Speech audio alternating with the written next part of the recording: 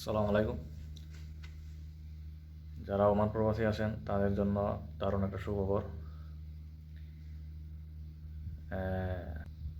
গতকাল রাতে একটা লেবার অফ ওমান থেকে মিনিস্ট্রি অফ লেবার থেকে একটা নিয়োগ বিবৃতি দেওয়া হয়েছে যে জরিমানা মওকুফের ব্যাপারে এবং নিয়োগকর্তা এবং জরিমানা মওকুফের ব্যাপারে। তা আমি এটা এখন বিস্তারিত আলোচনা করে আপনাদেরকে জানিয়ে দেব যে বিবৃতিতে কী কী বলা হয়েছে। তো বিবৃতিতে যা দেওয়া আমি এখন আপনাদেরকে বাংলাতে ট্রান্সলেট করে বুঝিয়ে দিচ্ছি। বিবৃতি: ব্যক্তি এবং নিয়োগকর্তাদের বিরুদ্ধে রেকর্ডকৃত জরিমানা এবং আর্থিক বাধ্যবাধকতা মওকুফের বিষয়ে। ঠিক আছে, এখানে জরিমানা মওকুফের বিষয়ে বলা হয়েছে। ঠিক আছে, তো প্রথম যে একটু ডিটেলস আছে, শ্রমশক্তির অবস্থা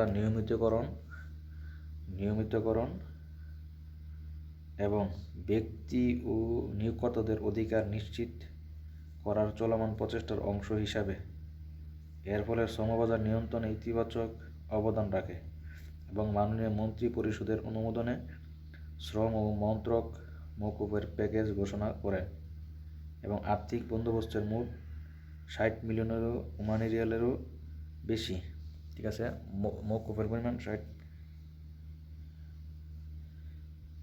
আর্থিক বন্দোবস্তের মোট পরিমাণ 60 মিলিয়ন ওমানি রিয়াল।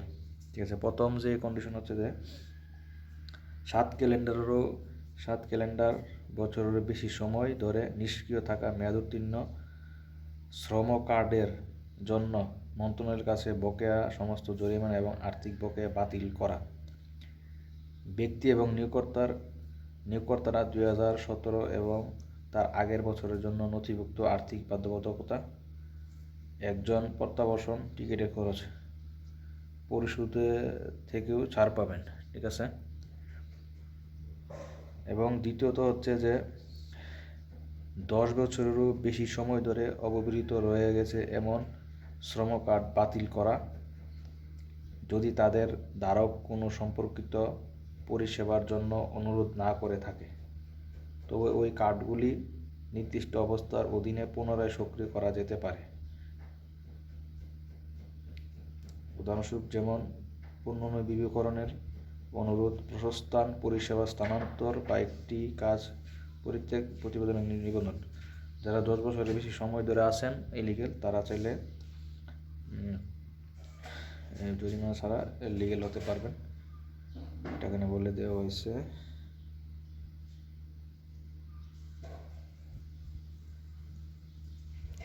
তৃতীয় হচ্ছে লিকুইডেট কোম্পানির বিরুদ্ধে নথিভুক্ত আর্থিক বাধ্যবাধকতা মওকুফ, যদি কর্মীদের হয় প্রত্যাবাসন করা এবং তাদের পরিষেবা স্থানান্তর করা।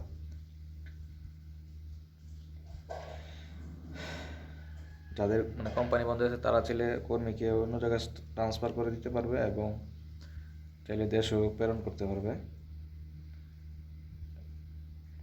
জরিমানা ছাড়া। চতুর্থ, শ্রমিক এবং নিয়োগকর্তার মধ্যে অবস্থা নিয়মিত করার জন্য একটি গ্রেস পিরিয়ড ঘোষণা করা হয়। 6 মাস 1 ফেব্রুয়ারি 2025 থেকে শুরু হয়। এই সময়ের মধ্যে শ্রম কার্ডের সাথে যুক্ত জরিমানা মওকুফ করা হবে নিম্নলিখিত শর্তাবলী সাপেক্ষে: লাইসেন্স নবায়ন, শ্রম কার্ড লেবার কার্ড পরবর্তী 2 বছরের জন্য নবায়ন ফি প্রদান।